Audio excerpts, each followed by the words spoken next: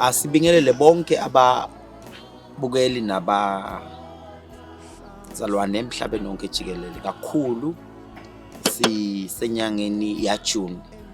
Njalo ngoJune ibandla le-Evangelical ngaphansi kobuholi bukababa Archbishop I.M. Simelane liba nenkonzo la kuhlaliswa khona umuntu omsha afundiswa ukuba angaphumelela kanjani noma anganqoba kanjani kakhulu sekasindisiwe. So siyambonga ke uNkulunkulu nakulonyaka wa 2022 kuthi lapha ya endlunkulu elikazi kumanqoba bekhona komhlangano omkhulu la khona bekuxoxeke bonke abantu abasha ngabala from Limpopo province, Gauteng, KwaZulu-Natal, Mpumalanga, Cape Town kanye ne-Eastern Cape. La khona sibone baqhubha iviki lonke sikhonza sikaNkulunkulu sifundisa. Isihloko salomhlangano besithi ke umuntu omusha ngaphepha kanjani kule lizwe elinje. Sibonga kakhulu uNkulunkulu ube umhlangano la nginabantu abasha babili kodwa la sikhona manje sise Eastern Cape ngoba kubonakala ukuthi no umhlangano awuze uzophethelwa la Eastern Cape uNkulunkulu njengoba ambule kanjalo encebweni yakhe. Sibonga uNkulunkulu ukuthi ke lapha enginabo la basuke na umhlangano phansi le-Nelspruit eMpumalanga bafundiswa iviki lonke bakhona namanje la usuphethwa khona. So banikeza lelithuba ke babingelele lo ngumzalwane wasePhola ibe nomzalwane wala Eastern Cape elowa Ngqungqu la sikhona khona indawo yakhona la wahlala khona kuthiwa ke ngisenkwaleni mzalwane wethu sePhola eMpumalanga. Ngizobanikeza lelithuba bake babingelele sicale ngawo sesi. Ngiyabingelela abalaleli emakhaya nebabukeli igama lami noZipho Sibongo ngakamsimango ngiqhamuka eMpumalanga ePhola.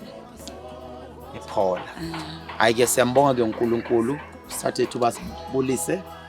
Ndiyababulisa ababukeli emakhaya nabazalwane bonke emhlabeni jikelele. Ndinguyonelisa wakwaqala indaba ndingwalapha Mqanduli e-Eastern Cape. Amen. Nokho ke siyambonga uNkulunkulu. Bazocala ke basho ukuthi njengoba sizocala nje ngawo usisi noSipho walapha ePhola. Usakhona lapha emhlangano yini into eqoquzele kuba ube khona ubambe lo mhlangano from sukela ngosuku lwesonto uqala kude kube manje futhi yini okuzuzile usalapha emhlanganweni kufundiswa? Okay, into lento ukuthi emhlanganweni kakhulu kulehloko labafike basibeka nje bathi njengoba lelive linje umuntu omusha angaphepha kanjani. Kwaba nala kimi la ngathi buta sivele nje lelive ngiyalibona ukuthi njani ngaphepha kanjani. Wathola sengiyahamba ngiya elikazi ngiyawuhlaliswa phansi. Ngazuza umusa ke mase ngihlaliswe phansi ngoba ngithithe mase ngihlaliswe phansi kwavetwa ukuthi umuntu lomusha kumele vele afundziswe ngoba ngimuntu lomusha so anginalo lwadi. Wathi mase ngitholakala ukuthi anginalo lwadi ngathi buta mina ngathi hawu anginandlo njani lwadi kwatholakala ukuthi kulendlela yekholwa kuba nendlela yakhona akufani nje ngoba yonke into inendlela yayo. Bathi tema basaveta lapha kube nema point la isite kakhulu ke yami impilo mabakhuluma ngetilingo ukuthi ngimuntu lomusha lengisindisiwe ngidalelwe tilingo ukuthi kwamele ngilingwe. Uma ngingakalingwa kusho ukuthi nalokholwa kwami nje akubonakali kahle mara uma ngilingwa kusho ukuthi lokholwa kwami kuyabonakala. Basho ukuthi tilingo tinemthombo wato and letilingo leti tendelwe mine umuntu lokholwaka hayi umuntu lomusha kuphela tendelwe umuntu lokholwako njengoba ngimuntu lokholwako so kwamele ukuthi ngilingwe and letingo diningi ngoba umthombo mangithi ngibuka umthombo umandi lapho uma khona phansi aluluma nje akapheleli kusho wona ukuthi letilingo diningi atipheleli tifika ngendlela lehlukile lethi sifika ngendlela yato ngoba ngihleli phansi ngafundziswa nyalo umuntu lomusha ngihamba so ngiyathi ukuthi endleleni yami kwamele ngilingwe and ngafundziswa ukuthi ngiyonqoba njani bakhuluma bathi kunemthombo wasekhaya ezulwini akusiwo lo mthombo letilingo kuphela but khona umthombo wasekhaya ezulwini njengoba ngimuntu lomusha kwamele ngibe ngiphuze lo mthombo wasezulwini nganathi lo wetilingo lo kepha nginathi lo walole ephakathi ekhaya ezulwini babe futhi ngoba nelipoint futhi lelingisitako yami impilo la khona bakhuluma ukuthi lo mzimba wami lona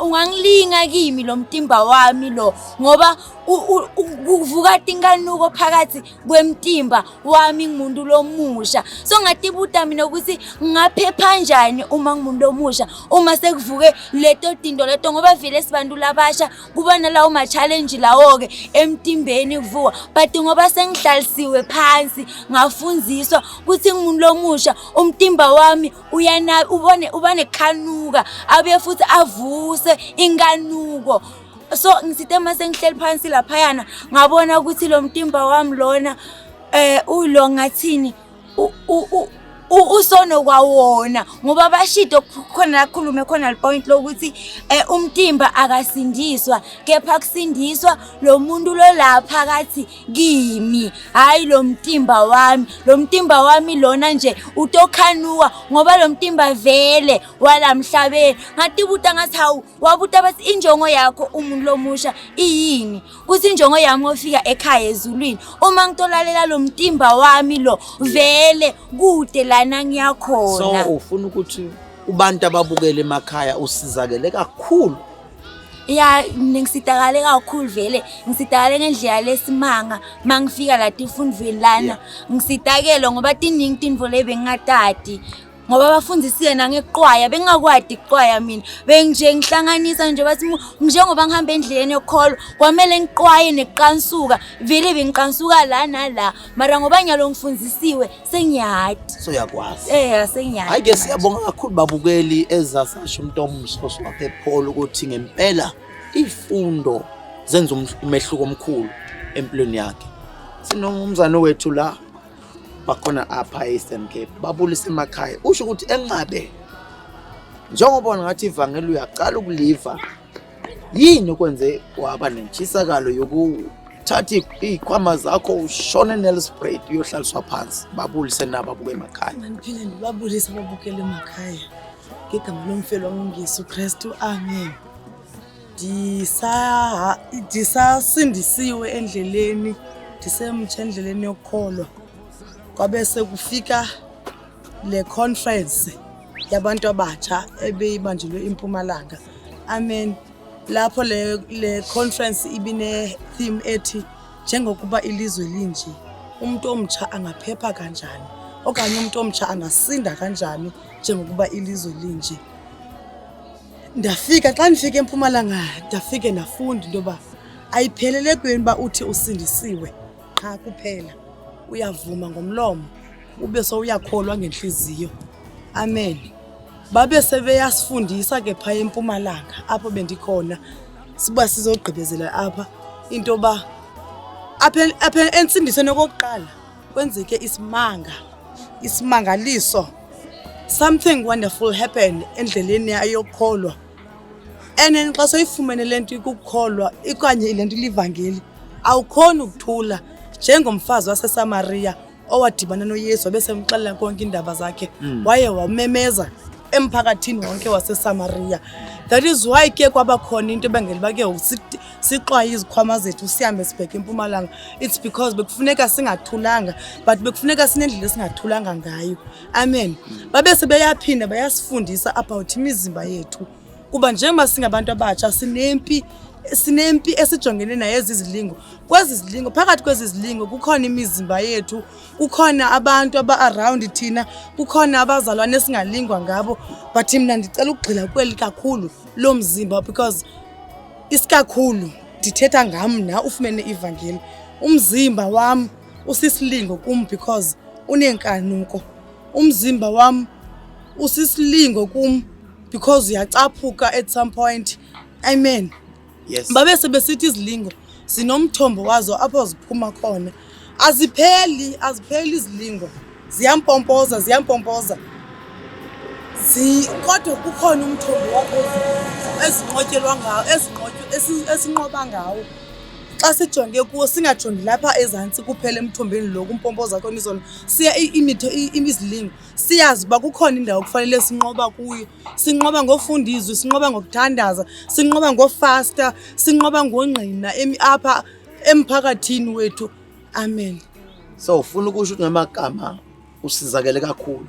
Yebo ndincedakele kakhulu. Yini since uyile eyifundweni so ubuyile manje ePisan Cape la umhlanje uzophethelwa khona. Mehluko muno owuzwayo kuwe njengomuntu omsha wena njengoba usindisi uzwa wapha khona mehluko yini osho no noma kungathiwa manje yini evela ngeke wabuyele emva manje uthini? Mkhulu mohluko kakhulu endiuvayo. Angeke ndabuyela emva from kwezi zinto sendizifundile. Yeah. Because ndizabe ndisazi ngoku. Ndizabe ndisazi mina xa kuthiwa ndiyaphambuka ngeke ndafane ndathiwa ndizawubuyela emva mhlambi ngesilingo so lingwa zinkanuko zenyama, because ndiyayazi uba kufuneka uzibalekele. Yeah. Kufuneka uzi-avoidile, kufuneke wenze ngako konke okusemandleni akho ukuzibaleka. Nithole nekhambi ukuthi uzinqoba kanjani leli? Sithole ikhambi lozinqoba izilingo ukuthandaza. Thandaza, uhlale emthandazweni, ugxile emthandazweni. Iroots zakho zibe semthandazweni kahle. Ngamanye amagama ufuna ukusho ukuthi izifundo zibaleke kakhulu maso usindisiwe. Kakhulu zibaleke kakhulu xa sowusindisiwe. Yeah. Ayiphelele kubeni ba uthi ndisindisiwe. Yeah. Uphele uhlale phansi urelaxe, uyasindiswa. Then kukhona kufuneke ube ne-way forward yokumuvisa nensindiso yakho. Ayike siyambonga ke uNkulunkulu baphulaphula emakhaya ngisho kahle. Amen. So sibonga kakhulu. Umzalwane wethu la uyonelisa. Ngaphece kwami sinomzalwane uSamkele wakadeli Hlazo. Naye wakhona la eEastern Cape. Ube nenhlanhla nethuba ukuthi naye aye eEastern Cape, eMpumalanga. Kuyomamela kuyofundiswa. Besicela ubingele nabo ababukeli babhekile emakhaya uzisho ukuthi uNkulunkulu kwenzeleni wena uveza kuba kuya kwakhe eMpumalanga sizakele kuphi babulise nababukeli. Haleluya, ndiyanibulisa ababukeli emakhaya ngegama elihle lenkosi yethu enguYesu Kristu. Amen. Igama nguSamkelwa Deli Hlazo ifani wase-Eastern Cape Mqanduli. Nami ndiye ndasindiswa ndafumana ukuncedwa nguYesu. Ndalifumana ithuba lokuya eMpumalanga. Amen. Ndasizakala kakhulu ngoba kukhona izinto ebendingazazi ukuthi kwenziwa njani uma sewusindisiwe. Amen. Ndifundile pha ukuthi uyamamkela uYesu, uvume ngenhliziyo, utshona ngomlomo ukuthi uyamamkela.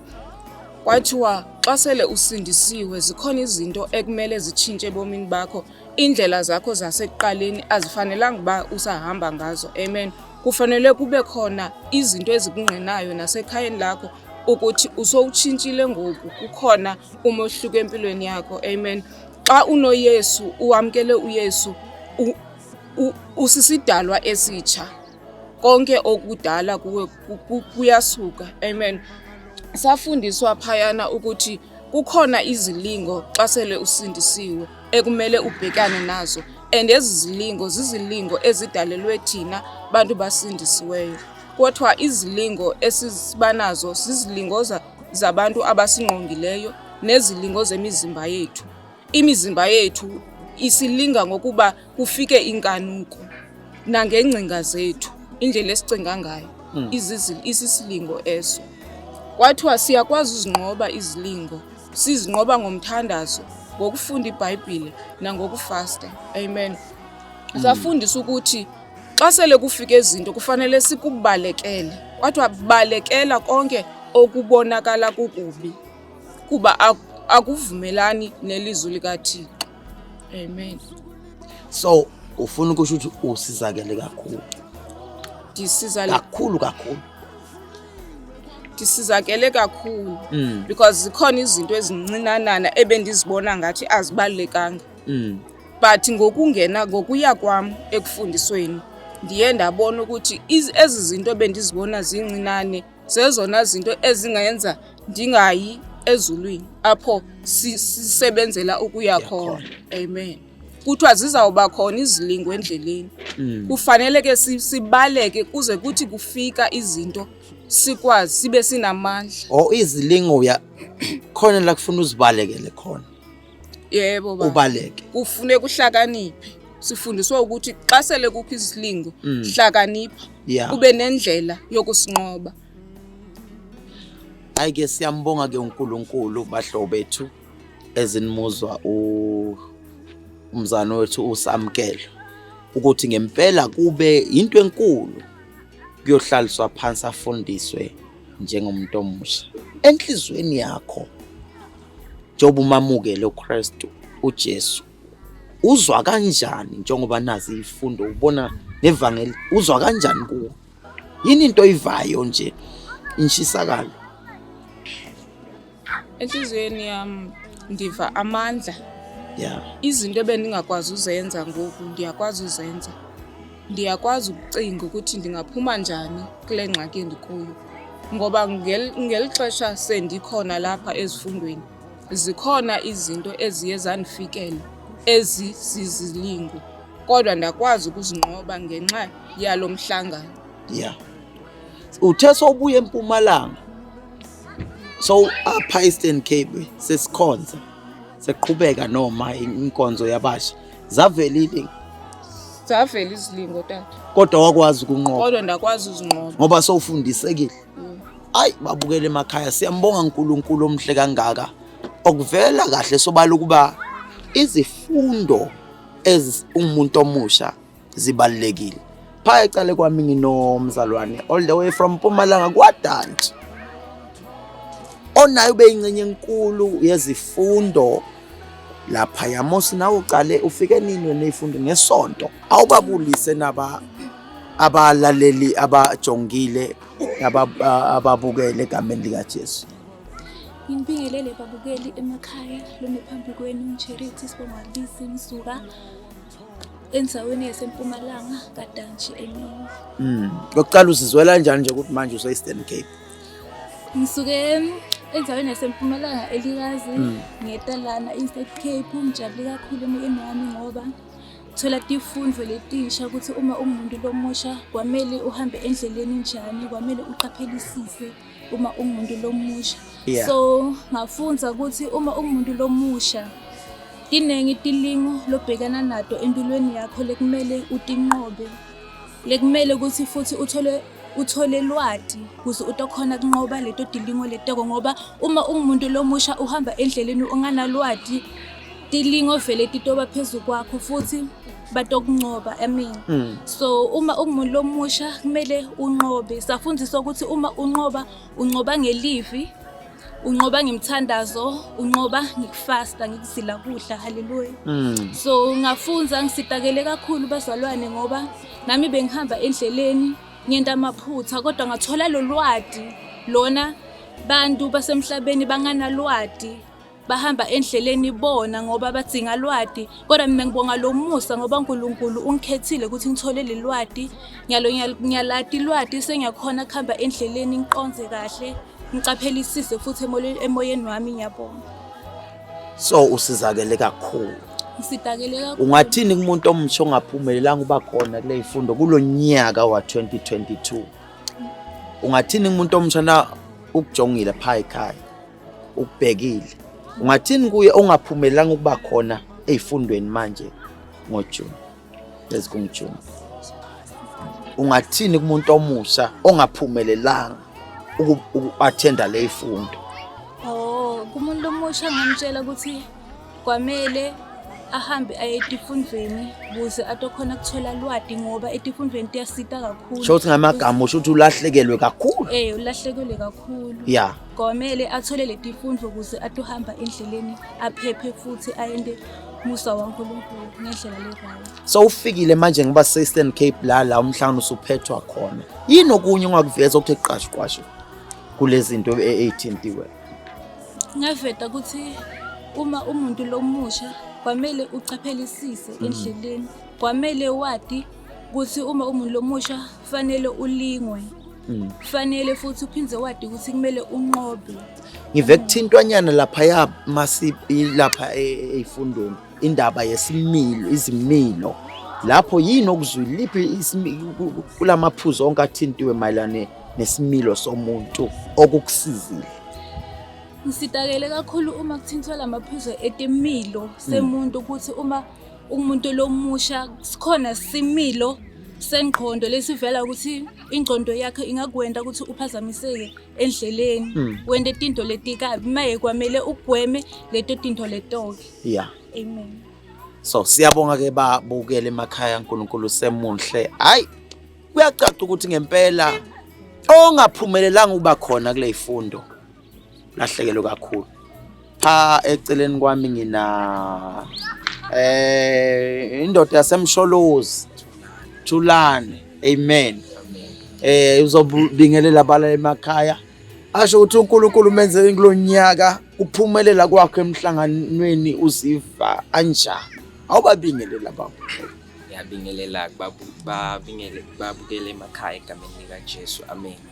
Ngiyambonga kakhulu uNkulunkulu ukuthi asivulele ithuba singabantu abasha la sifike sahlaliswa khona phansi elikaze eMpumalanga. Kwakune team lapha ukuthi njengoba izwe linje thina abantu abasha siyophumelela kanjani. Wasemkhulu so uyafundisa ukuthi yini injongo tekufundisa because mina empilweni yami nje bese nginalokudebesela ukuthi hayi last year ngile efundweni this year ngiphinze ngiyaya. Mkhulu asachaza lapha yana ukuthi thina abantu abasha siyalidinga ulwazi. Ngase sengiyasizakala kakhulu kuleso sifundo ukuthi njengomuntu omusha ngifanele ukufundiswa ngihlaliswe phansi ngithole ulwazi. Wasemkhulu uyafundisa futhi khona le elikaze emshini ukuthi thina abantu ilingo ezethu thina abakholwayo so sifanele ukwazi ukuthi ilingo ezethu thina abakholwayo. Phindze futhi kwaba nequestion ukuthi kukhona yini kunqoba ngoba thina kuthiwa ilingo ezethu abakholwayo kanti futhi ilingo zinomthombo wazo. Kwase sekuba nombuzo ukuthi njengoba zinomthombo ukhona yini ukunqoba. Wase khulu yafundisa ukuthi kunqoba kukhona kusezwini likaNkulunkulu kanti futhi khona egameni lika Jesu siyanqoba. Khona lapho kwaba nezwi elikhonzwa ngalo ekseni kwathiwa kunomthombo wasekhaya ezulwini. Ngase sengiphinde ngiyalapheka ukuthi noma ngabe ilingo silamhlabeni zinomthombo wazo sinaye nathi umthombo wasezulwini lo silethela kunqoba. Hayi ke siyabonga kakhulu babukele emakhaya egameni lika Jesu. Manje sonyathela ngamandla amasha manje kakhulu. Lokunqoba sokuzwa kuki. Yeah. Njengoba futhi mkhulu aphinde wafundisa ukuthi insindiso udaba olithokozisayo. Yeah. Sengingasho manje ukuthi nginyathela ngamandla ngaphakathi ngigcwele injabulo ngoba mkhulu ngimuve kahle nakathi insindiso udaba olithokozisayo. Ngafakaza nje ukuthi kuyinjabulo kwakona ukuthi ngihambe ibanga elide ngize ngizofika la ngizofakaza ukuthi zikhona indaba ezithokozisayo esekhaya. Ngoba manje suwela Nelspruit so la eMqanduli se-Eastern Cape. Iziphi izinto ezithintiwe so la Eastern Cape? Izwathi uthintwa namaphuzu okukhetha njani? Ungathini ngalokho? Sengifikile khona lana kufundisiwe kakhulu endabeni yokukhetha ukuthi thina abantu abasha siyathanda kahle kahle sisesigabeni sokukhetha kodwa lapha phansi sisahlaliswe phansi mkhulu uyithashile ukuthi sikhetha asikhethi kuphela evangelini kodwa nasempilweni nje umsebenzi ongikhethayo angikhetha umsebenzi ukuthi kusasa angeke ungilahlise ivangeli lami kwaze kwabekiswa ukuthi mangikhetha into angibheke ngapha ngibheke nangapha ukuze ngibone ukuthi angeke ilimaze ukukholwa kwami kwase kwafundiswa nangesimilo ukuthi thina abantu abasha sinesimilo kwase namhlanje kunephuzu elifundisiwe ukuthi lapha kule ngcondo mina kunekuzitshela ukuthi mina abantu abangazi kanti ngiyimo ongazazi lapho kufike ngasizakala kakhulu ngoba ngiyacabanga ukuthi beke ngiloyo muntu ukuthi nalento ukuthi hayibantu abangi-understand manje mkhulu asachaza ukuthi sikhona lesimilo leso ngibe sengiya-understand ukuthi hayi mani ngingumuntu lomusha so angifunze ukuthi ihlanganisa nalabanye abantu labasha ngifune hlanganyela nek-understand labanye abantu labasha ngoba lesimilo ngingavumi singicontrol Hayi-ke siyambonga kakhulu uNkulunkulu babukele emakhaya senizizwele nani ukuthi uNkulunkulu wenzeni kulomhlangano obemkhulu ngendlela esimanga into ke icalayo kuba khona la ekhaya kuba umhlangano ubanjwe amaviki amabili sibe nawo Nelspruit uthathe iviki elilodwa kodwa manje uNkulunkulu wambula nala eMqanduli njengoba uNkulunkulu acala umsebenzi omkhulu kunabantu abasha abaningi uNkulunkulu abasizile uNkulunkulu wasebona kunhle ukuba akwenzeke ibe khona inkonzo yabasha so siyambonga kakhulu uNkulunkulu omuhle kangaka futhi siyakholwa ukuthi kulokho okwenzeka kule ndawo kuyosale kushintshe impilo zabo ngokuhlukahlukana kwabo nebandla lonke ezeholi njengoba ntambama kuyaye kube imvuselelo kushunyayelwe la ibandla seliphelele manje sibonga uNkulunkulu ngomsebenzi omkhulu awuqalile kule ndawo umsebenzi wevangeli kuba ivangeli liqhubeke lize lifike namanje nakule ndawo siyabonga ke uNkulunkulu omusa anibusise nonke babukele emakhaya nisabukele egameni lika Jesu niqhubeke ke nokusilandela ku YouTube sikhona ke lapha nothi i-subscribe lapha uzokwazi uthola ama notification sinalo ikhasi lethu ku Facebook uyalike lapha ukuze uthole zonke izinto ezenzekayo lapha Evangelical Gospel Church aphansi kobuholi buka babu Archbishop I.M. Simelane uNkulunkulu omusa anibusise nisenza njalo. God bless.